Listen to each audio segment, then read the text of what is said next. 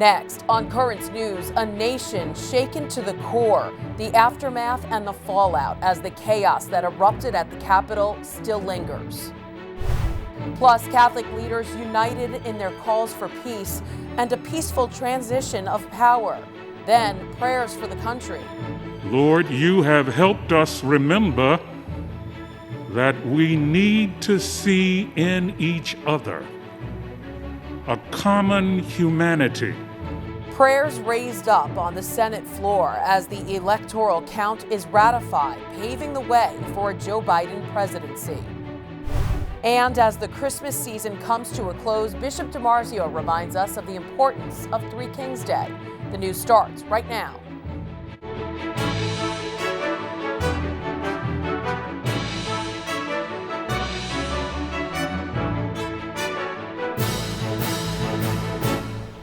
Good evening, I'm Christine Persichetti. In the wake of Wednesday's assault on Capitol grounds, the finger-pointing has begun. Officials wondering how an angry mob was able to infiltrate the halls of Congress. With one person shot and 3 other deaths attributed to the chaos and 52 arrests, law enforcement now asking for your help to identify those who stormed the building. Whitney Wild has the latest from Washington. Why were they overwhelmed? Everyone knew this was going to happen. Scenes from Washington shocking the world Wednesday. Extremists trashing the offices of elected officials, storming the House floor and breaking windows, blatantly walking past Capitol Police while carrying state property. It was the first time in more than 200 years that the U.S. legislature has come under attack. The last time when the British burned the Capitol in 1812. Americans wondering today how it could happen. Dozens have been arrested so far. We still have a significant amount of work ahead of us to identify and hold each and every one of the violent mob accountable. The entire D.C. National Guard was eventually mobilized to help. But according to a source familiar with the situation, it was Vice President Mike Pence, not President Trump, who helped make it happen. The lingering question, when officials knew thousands of protesters planned to march in Washington, why weren't more security measures put in place ahead of time? It's clear to me that the police were outnumbered, and they apparently underestimated the strength and level of violence in that crowd and overestimated their ability to control the crowd. The mayor of D.C. extended the public emergency declaration amid fears of more violence. It's unclear whether the curfew in the nation's capital will continue under the new order, but it will allow the streets to be cleared if necessary. The measure is expected to stay in place until the day after the inauguration, January 21st. Thousands around the country called for prayers as Wednesday's events unfolded. Prayers that Catholic bishops are saying must continue each day if we're to ever move forward. Currents News' Emily Druby is with us now. She has the advice of bishops from coast to coast. Yes, Christine, bishops are saying it is a time to ask for God's help. Now, many dioceses across the country immediately hosting live stream holy hour services and even Zoom calls, desperately trying to help believers find God in the midst of chaos. A peaceful transition of power, a foundation of American democracy. Wednesday's events making this clear to Catholics from coast to coast. The country has to rediscover its values as one nation under God. Take the helm! Bishops across the country speaking out, hoping to bring some kind of peace to the turmoil and a deeply divided nation. Brooklyn's Bishop Nicholas DiMarzio writing, "Please join me in praying for our nation on this unprecedented day of national chaos so that we can return to the rule of law."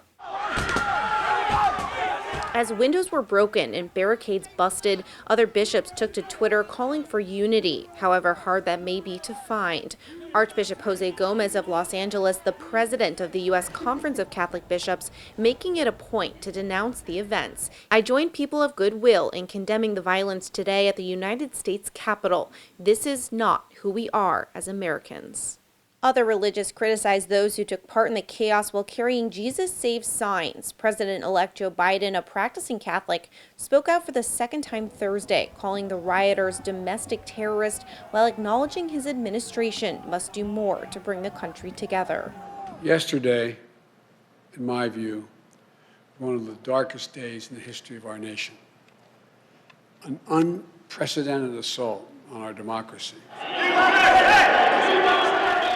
In the heart of D.C., Cardinal Wilton Gregory of the Archdiocese there called for a moment of silence in the midst of all the noise. Together, we must intentionally pause and pray for peace in this critical moment. The divisive tone that has recently so dominated our national conversations must change. Aftermath shockwaves aren't only being felt across the United States. Bishops around the world are also tweeting, sending their own pleas for peace. Christine? Emily, has the Vatican commented at all, or the Pope? Christine, we haven't heard directly from a Vatican spokesperson or Pope Francis. However, the Vatican newspaper ran a large headline on their front page. It was titled, "Washington, Democracy Wounded." They described what occurred as an assault on Congress. Christine? All right, Emily, thank you. Democratic lawmakers are calling for President Trump's impeachment, accusing him of inciting Wednesday's violence, including the Speaker of the House and Senator Chuck Schumer. Nancy Pelosi saying the president needs to be removed from office immediately, citing his roles in Wednesday's event as seditious, and that Vice President Pence should invoke the 25th Amendment to remove him. Otherwise, she's promising a second impeachment. President Trump was already impeached once during his presidency, but the attempt failed in the Senate. Multiple White House staffers have resigned in the wake of the riots, among the most notable Transportation Secretary Elaine Chao and the First Lady's Chief of Staff, Stephanie Grisham. But a senior White House official says Grisham's resignation was months in the making. On the other hand, Mick Mulvaney, the special envoy to Northern Ireland, Matthew Pottinger, the Deputy National Security Advisor, and Deputy Press Secretary Sarah Matthews are all calling it quits following yesterday's events. 3 other White House staffers have also served their last day, and more resignations are expected. For the rest of Trump's term in office, he won't be able to post on Facebook or Instagram. The head of the tech giant, Mark Zuckerberg, saying the apps will suspend the commander-in-chief account indefinitely. He explained in a statement, the shocking events of the last 24 hours clearly demonstrate that President Donald Trump intends to use his remaining time in office to undermine the peaceful and lawful transition of power to his elected successor, Joe Biden. We believe the risks of allowing the president to continue to use our service during this period are simply too great. Hours after the Capitol Hill chaos, the now determined lawmakers were back at work. And just before 4 a.m. Washington time, they certified Joe Biden as the 46th president of the United States. The votes for President of the United States are as follows. Joseph R. Biden, Jr. of the state of Delaware has received 306 votes. Donald J. Trump of the state of Florida has received 232 votes. In a show of solidarity, the House and Senate rejected objections to dismiss Biden's electoral votes from states like Arizona and Pennsylvania. Lawmakers from both sides of the aisle continue to denounce the violence. We will not be kept out of this chamber by thugs, mobs, or threats. This assault is just that. It shows the weakness of those who've had to show through violence what their message was. And when it's over, it is over. Joe Biden and Kamala Harris are lawfully elected. Vice President Mike Pence also saying about the attack, violence never wins, freedom wins. In the wake of the confirmation, President Trump agreed to an orderly transition of power, saying in a statement, "Even though I totally disagree with the outcome of the election and the facts bear me out, nevertheless, there will be an orderly transition on January 20th. Meanwhile, President-elect Joe Biden continues to fill out his cabinet. Today, he announced federal appeals court judge Merrick Garland is his nominee for Attorney General. Biden says he wants a Justice Department that will act independently of the president. Garland says he's honored and, referring to yesterday's events, said the rule of law is the foundation of our democracy. You may recall Garland was nominated to the Supreme Court in 2016 by then-President Barack Obama, but he never got a confirmation hearing. The president-elect will have an easier time getting his agenda through Congress now that both Democrats won in the Georgia runoff elections, giving the party control of the Senate. This is history unfolding in Georgia right now. The late victory went to Jon Ossoff, who beat GOP incumbent David Perdue. Earlier, Reverend Raphael Warnock defeated Republican Kelly Loeffler. This means there's a 50-50 split in the Senate, so incoming Vice President Kamala Harris will serve as the tie-breaking vote. There's a lot more news headed your way. I feel like I've completed kind of the marathon. I've closed the loop. The first person in the United States to get the COVID vaccine just got her second shot. We'll talk to critical care nurse Sandra Lindsay about how she's feeling. Plus, Bishop DiMarzio will be here to talk about the importance of Three Kings Day. Then, beauty on display. A replica of RAPHAEL'S The Marriage of the Virgin uses the latest technology to bring a masterpiece to life. We'll show you how they did it coming up.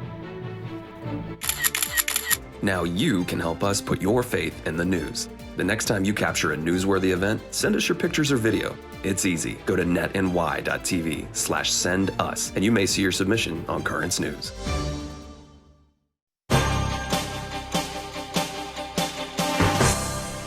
As 2 coronavirus vaccines continue to roll out across the country, 2 new strains of the virus have emerged. So there's concern over whether the vaccines will work on them. 2 new variants of the coronavirus seem to make the virus more easily spread. One, first identified in Britain, has already been discovered in the U.S., including in upstate New York. While doctors worried it might have mutated enough to evade vaccine protection, the evidence now suggests it has not. Now, this strain is not any more severe, to our knowledge, than the other strains of coronavirus. However, the jury's still out on the second new variant first seen in South Africa, which does have a bit of a change on the spike protein. Dr. Robert Tabali, an infectious disease expert with the Catholic Medical Association, says the spike protein is the structure the virus uses to attach to human cells. If viruses spontaneously mutate even further and change that spike protein further, it's possible it may become non-infectious to humans. Over the next few weeks, virologists will be studying to see how much of a match there is between this new variant found in South Africa and our current vaccines, which target the spike protein. And Dr. Tabali tells us there's a new vaccine, Novavax, which is starting trials in the U.S. This one is very exciting because it doesn't have any of the Catholic ethical dilemmas of association with aborted fetal cells. And so this may become available in the next couple of months here in the United States. Good news for Catholics, although the Vatican and the United States Conference of Catholic Bishops have been encouraging the faithful to get the current vaccines being administered. Vaccinations began in the U.S. on December 14th, right here in the Diocese of Brooklyn. I've completed kind of the marathon. I've closed the loop. That's nurse Sandra Lindsay after receiving the second dose of her coronavirus vaccine on Monday. The critical care nurse, the first person in the U.S. to get the shot, is now fully vaccinated against COVID-19. Sandra Lindsay, director of critical care at Long Island Jewish Medical Center in Queens, joins us now. And Sandra, first of all, how are you feeling? Have you had any side effects after getting both shots of the Pfizer vaccine? Good day. Thanks for having me on. I am feeling great. No side effects at all from either shots of the COVID-19 vaccine.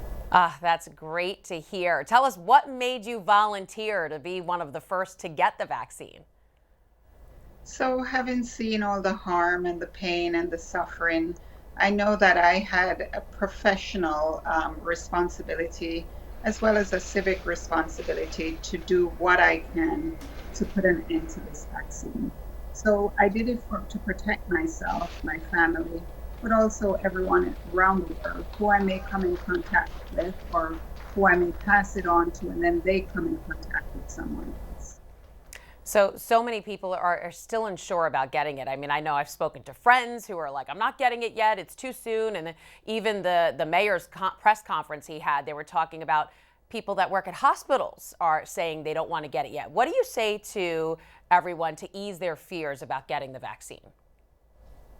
So I would say I would listen, not to dismiss anyone's fears or concerns, but also, ask them to go back and take a look at the study, look at the participants, look at the results, also use people like me and so many other of my colleagues and healthcare workers around the world who have taken the vaccine and share their experiences similar to mine, that it is safe. They're not having any adverse events, at least anything serious related to taking the vaccine, and that getting COVID-19 is deadly. It is real, and it's not to be taken for granted. Absolutely. So how are things at the hospital right now? You guys have worked so hard. Is it still overwhelming, or is there a sense of hope that we can beat this now? So there's definitely a sense of hope. We're seeing our volume increase, but we've learned a lot from the last time, and so we're prepared, and our teams are amazing, and they will jump in and do what we need to do. But there's still this element of fear. Yeah, it's really amazing what you guys have been doing. What's the response been like outside of the hospital for you, being the first person to be vaccinated? I know you're getting a lot of attention. We hear people all over the country say they're praying for you. Tell us about that. Yes, that's been very heartwarming. As a matter of fact, right before I got on, I was responding to 7 children from Lee, New Hampshire, who sent me some beautifully written letters. They're homeschooling because of the pandemic. Right. And they took the time to send me letters, as well as from strangers. I got letters and cards in my mailbox at work just saying thank you. People on the street who recognize me, and I don't know how, because I'm not. But they said they know the eyes. So I just want to thank you very much for your kind sentiments. My hope in doing this was that I would inspire people, and I see that is working. So it makes me feel very, very good and hopeful. Well, thank you so much for talking to us today. Thanks for being a first responder and putting your life on the line. And thank you for being that inspiration for people to get this vaccination. Sandra Lindsay, Director of Critical Care at Long Island Jewish Medical Center. Thanks for being here. My pleasure. Still to come on Currents News, for many Catholics, the Christmas season doesn't end until the Epiphany. Bishop DiMarzio will be joining us to talk about why Three Kings Day is so special. And it's a work of art that's had a high-tech makeover. We'll show how a replica of a Raphael masterpiece made its way back home after centuries. Do you have a story idea or want to share a tip? Email us at newstips@desalesmedia.org or call our 24-hour number, 718-517-3122. We'll be right back.